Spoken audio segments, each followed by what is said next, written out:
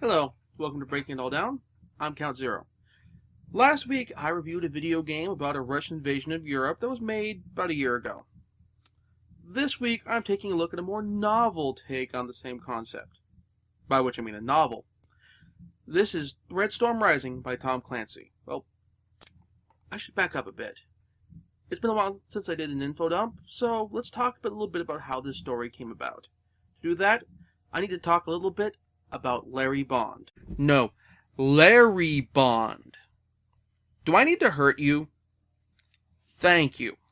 So, Larry Bond was a miniatures wargamer, writer of techno-thrillers, and he is the creator of the strategic-level wargame Harpoon. Harpoon is a game which allows the player to play a hypothetical war between NATO forces and the Warsaw Pact during the Cold War. For those of you not old enough to remember the Cold War, the Warsaw Pact was an alliance made up of the Soviet Union and basically its Eastern European vassal states, made to counter the influence of NATO. In essence, it's made up of every country between East Germany and Russia, with a few exceptions. And if you don't know what East Germany is, just ask your parents. Or grandparents. God, I feel old. Anyway, according to literary legend, since the literary field has legends as opposed to just general tales about behind the scenes, much like the blues, Red Storm Rising was fueled by a game of Harpoon, played by Bond and Clancy. It's unclear about whether the two, at least to my knowledge, if they knew each other before they played the game, or if they met on a publicity tour and Larry Bond said, "Hey, I designed this board game, which is kind of based off stuff from the Navy, and tried to be accurate. Want to play it?" I don't know how this came about, but in any case, what I do know is this. Both Clancy and Bond have said that Red Storm Rising came out of the two of them playing a game of Harpoon. And indeed, after they wrote the book, they make sure everything would work. They play tested several sequences in the game to make sure it would fit in the rules, and thus, in theory, it would happen with a real military action, more or less. So, no particulars of the conversations that Bond and Clancy had during the game have come out, but I have an educated guess, which goes something like this.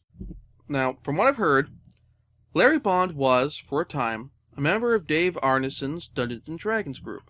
For those unfamiliar with the history of D&D, while both Gary Gygax and Dave Arneson worked together to create the rules for Dungeons & Dragons, Arneson favored a play style that was different from that from Gary Gygax.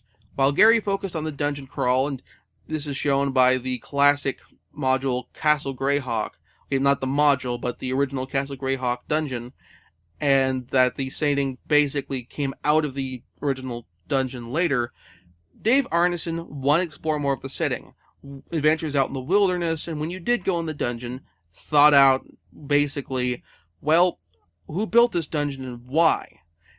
And thus his campaign setting of Blackmoor basically was considered to be the first real campaign setting for a tabletop role-playing game.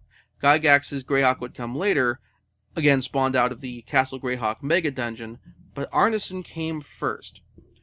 Also, as a wargamer, Larry Bond would certainly have subscribed to various wargaming magazines, like Wargamer's Digest pictured here. Now, these magazines would have had reviews and ads for upcoming games, and new optional rule suggestions, all that sort of thing. They also would have had what were known as after-action reports. After-action reports are basically the wargaming equivalent of the actual play. If you haven't read one before, an actual play is basically when you write down what happened in your tabletop role-playing session, what the players did. You write down cute little clips and so forth about how the players acted in character, and you post that in a somewhat fictionalized fashion to take out all of the, oh, he rolled, and then he rolled a 20, and all that other sort of mechanical stuff, and let it flow as a narrative. To a certain degree, if your game story, once you've written it up, either as an after-action report or as a write-up of a game session, if it fits in with what reality is supposed to be for the setting you're playing in or what have you, you can tell it's a good system. And oftentimes it can hook players into playing a system. So sometimes with these wargaming magazines at the time, you'd have people replaying classic battles using 2020 hindsight, more or less, like Gettysburg or other stuff. But sometimes you'd have people running completely new scenarios, at which point sometimes they would put in a story here for why they're fighting over this crossroads, or what's so important about this hill, and that sort of thing. Finally, there's a simple matter of table talk. These games, miniatures, war games, that sort of thing, don't play as quickly as chess or similar games where you're focusing 100% of your mental energy on the game itself. Just because due to how simple the moves are, and to a certain degree how simple it is to plan very far ahead. It's the same sort of thing as with Go.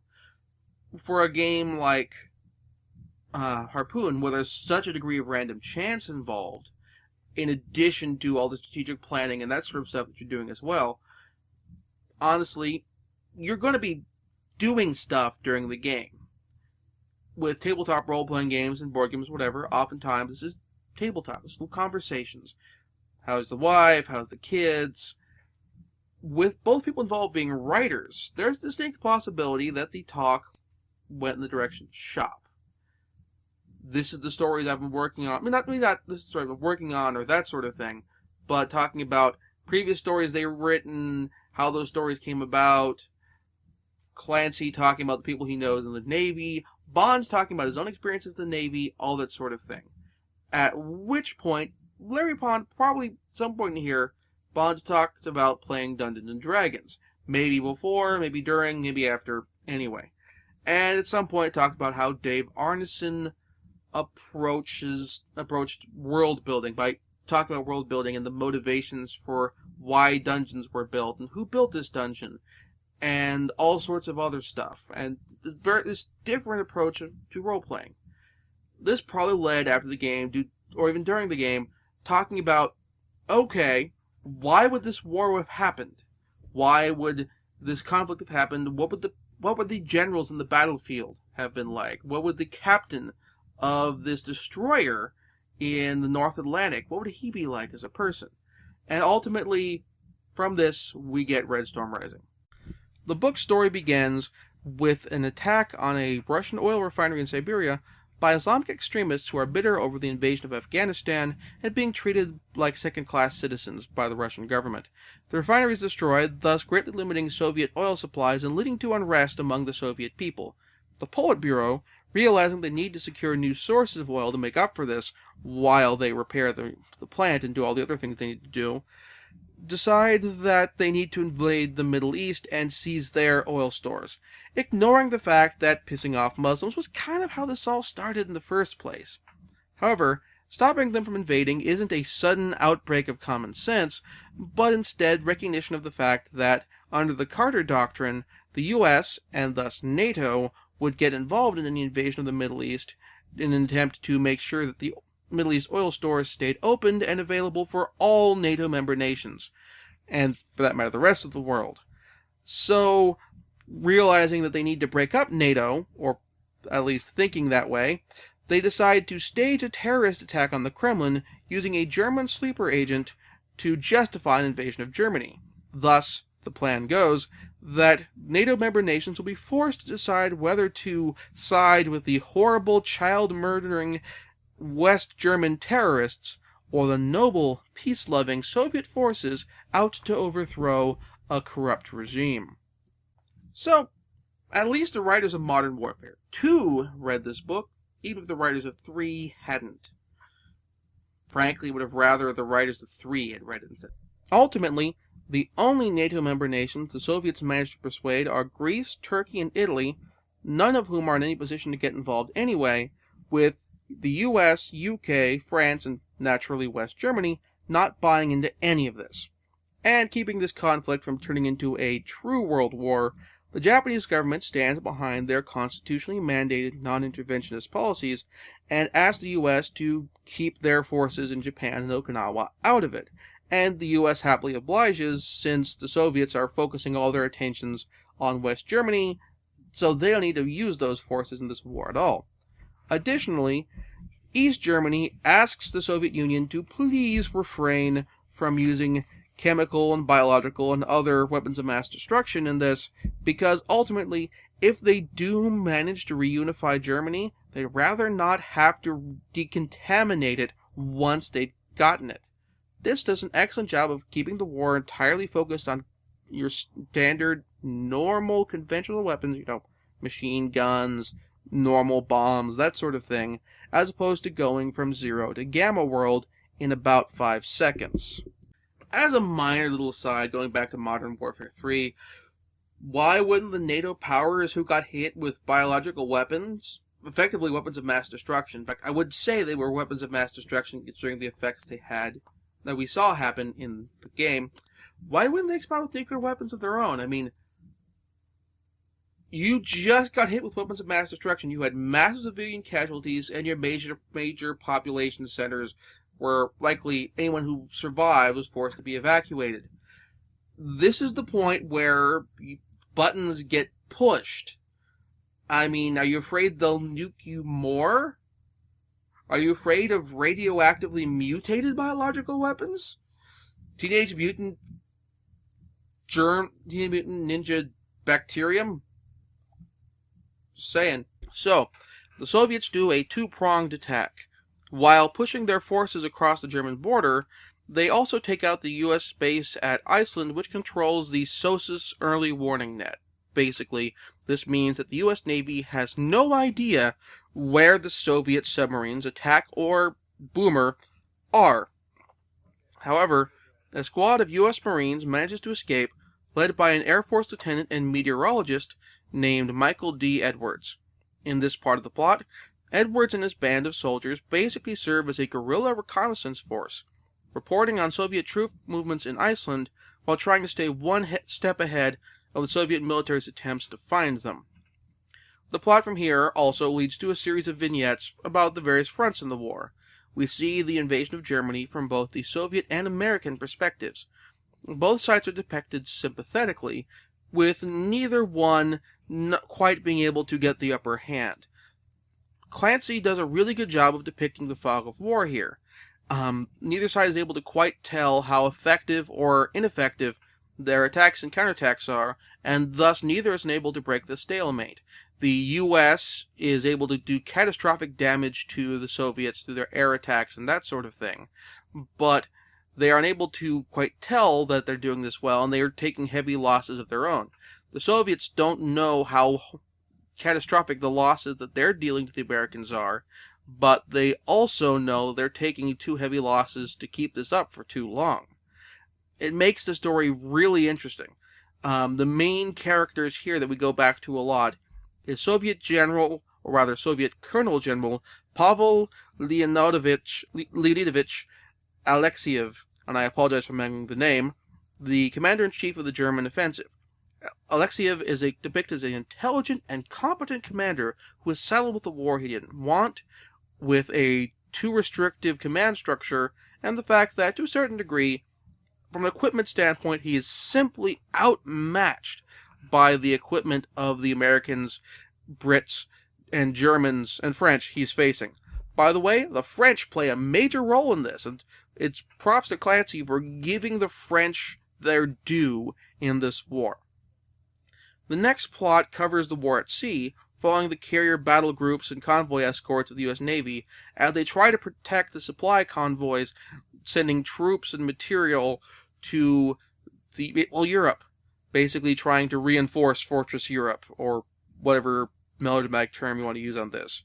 The plots here involve some really intense cat-and-mouse naval battles throughout the North Atlantic, whether it's the convoys fending off Soviet submarine attack, and kind of an interesting spin on the sort of run silent, run deep thing, to U.S. submarine commanders taking on either Soviet submarines on their own, or taking on Soviet naval convoys.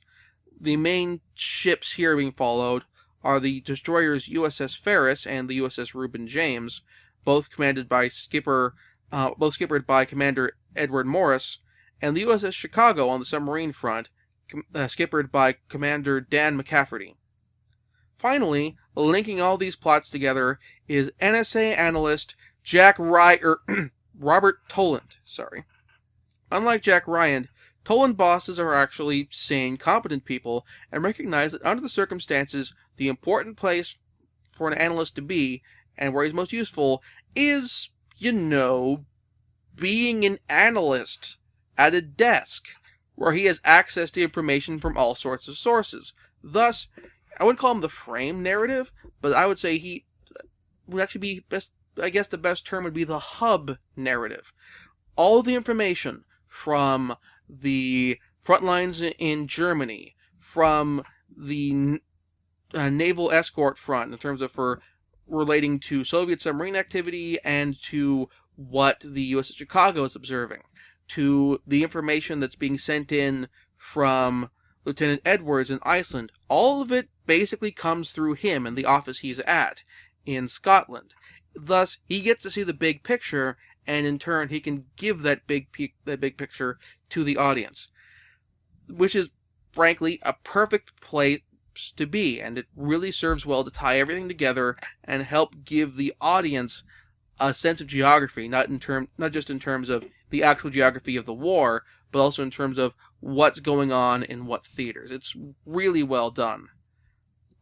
Fortunately for the book, this is not one of Clancy's very spy-focused books. With some of the more spy stuff, Cardinal of the Kremlin, to a certain degree also Clear and Present Danger, less Clear and Present Danger, more Some of All Fears, the other stuff, there tends to be more of a focus on the secret agent crap and characters who know everything, that's involved in the conversation, talking to each other using jargon that would be commonly used in the field. That's all well and good, but unless you can infer this all yourself, or you've encountered these terms and had them explained in several books before, it's a pain in the butt to read. And we don't get that here. It focuses on the military aspects, at which point Clancy feels comfortable enough to put in nice big asides, basically giving it a techno battle. Well, not big in terms of like giant big blocks that stop the narrative dead, like certain other writers do. Hi, David Weber. But in this case, little blocks here and there that help explain, okay, this is how the Phalanx missile defense system works. And this is the number of missiles it can handle.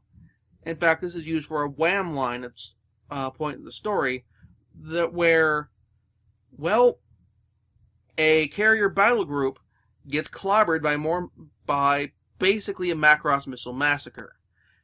In terms of just millions and millions of, not millions and millions, but, okay, hundreds and hundreds of missiles. Which, when you only have so many Phalanx batteries that can only track so many missiles, is enough. In fact, that's the gist. The computer system is designed to be able to handle so many missiles, its processing systems are able to handle so many missiles, and it has so many missiles to fire back at its targets. There's a counter, in terms of interception, I can't speak, in terms of interception missiles. It's kind of complicated, I'm phrasing it poorly, but you're getting an idea, and they only handle so many missiles being shot at it. What's not able to understand is when more missiles than that are fired. So thus, while this is Clancy's first bullet stopper of a novel, and let me tell you, you could probably bulletproof a car with a bunch of these. While it's a bullet stopper, it doesn't feel like it. It flows. We have enough small little plot threads that bounce back and forth. Each of them are captioned, so we say, okay, we're on the USS Ferris, now we're in Scotland, now we're back on the Ferris again. Oh, now we're back in Iceland with the characters there. We're bouncing back and forth between them, and we have captions to tell you who's there, who they are. Maybe not just a straight up dramatis personae, but in terms of, you're in Scotland now, which means you're dealing with these people. You're in Iceland now, which means you're dealing with these people. They're also good about reusing names in terms of when you go back to Iceland, everyone talks to each other, gives last name stuff, give you a quick primer. Okay, it's these people. It doesn't feel out of place. Whereas, like, Okay, Skipper, what do you think we need to do? Well, Horowitz, what we need to do is blah, blah, blah. It's, okay, it's the Skipper and Horowitz and, or whatever, it's Lieutenant Toland, that sort of thing. It flows. Everything just fits organically. And this is why, I've gone on a limb and say this is the greatest work of Clancy's career. Better than Hunt for October. Better than Clear and Present Danger. Better than Patriot Games. Better than... Okay, Rainbow Six was terrible, never mind that. But this is, frankly, Clancy's Magnum Opus. Or in this case, Clancy and Bond's Magnum Opus. Which is also impressive, because near as I can tell, this is the first novel Larry Bond wrote. But still, I mean, honestly, I have to say, Larry Bond got short shrift on this. Is this the first edition? No, this is the second edition, but still. On the cover, Tom Clancy, no mention of Larry Bond. Opening up the book, cover page inside of the book, Tom Clancy, no mention of Larry Bond. But further, an acknowledgement, it is impossible for Larry and me, no mention given who Larry is. Yeah. Larry Bond kind of got screwed on this one. In any case, it's a good book. I enjoy it.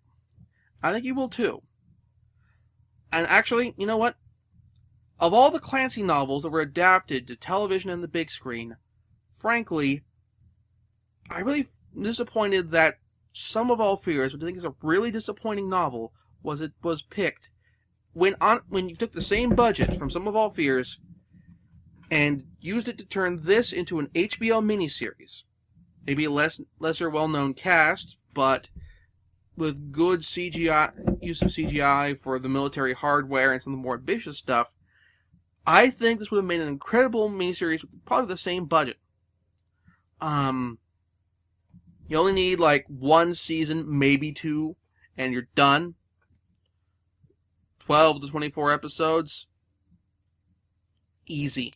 And it would be better work of visual storytelling, and more exciting and interesting to watch that Sum of All Fears was, and without any of the unnecessarily incredulous stuff in terms of, I mean, that story itself and the book itself has that the movie does not, or the book has, the movie does not, and that both have in common, like the vast neo-Nazi conspiracy. Anyway, as it is, Red Storm Rising was adapted to a computer game, as well as, in a degree of cyclicalism, that's a new word, by the way, that would make Roger Waters, and possibly also James Burke, do the happy dance, a tabletop war game, published by TSR, the company founded by Gary Gygax and Dave Arneson. Next week, well, it's a video game week, so this time we'll take a look at an open world video game. The Saboteur, the last title to come out with Pandemic Studios, and with some fun, exciting Nazi face-punching action. So until next time, I'm Count Zero. Thank you for watching.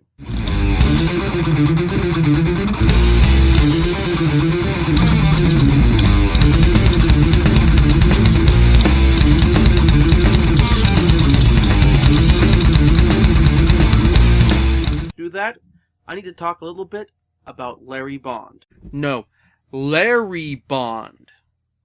Do I need to hurt you? Thank you. So, Larry Bond was a miniatures wargamer, writer of techno-thrillers, and he is the creator of the strategic-level wargame Harpoon. Harpoon is a game which allows the player to play a hypothetical war between NATO forces and the Warsaw Pact during the Cold War. For those of you not old enough to remember the Cold War, Clancy and Bond have said that Red Storm Rising came out of the two of them playing a game of Harpoon.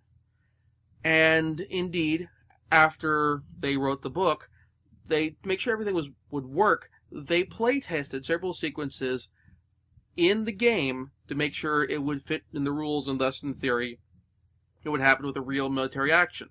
more or less. So, no particulars of the conversations that Red Storm Rising was fueled by a game of Harpoon played by Bond and Clancy.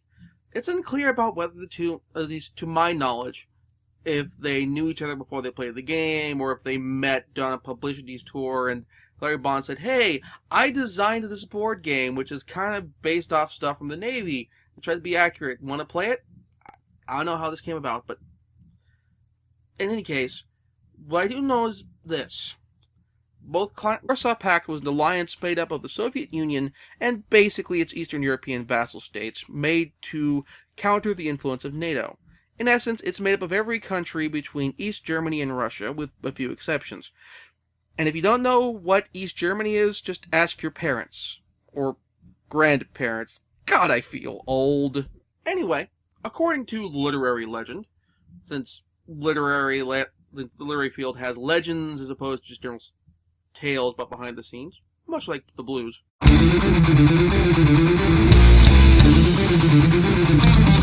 Hello, welcome to Breaking It All Down. I'm Count Zero. Last week, I reviewed a video game about a Russian invasion of Europe that was made about a year ago.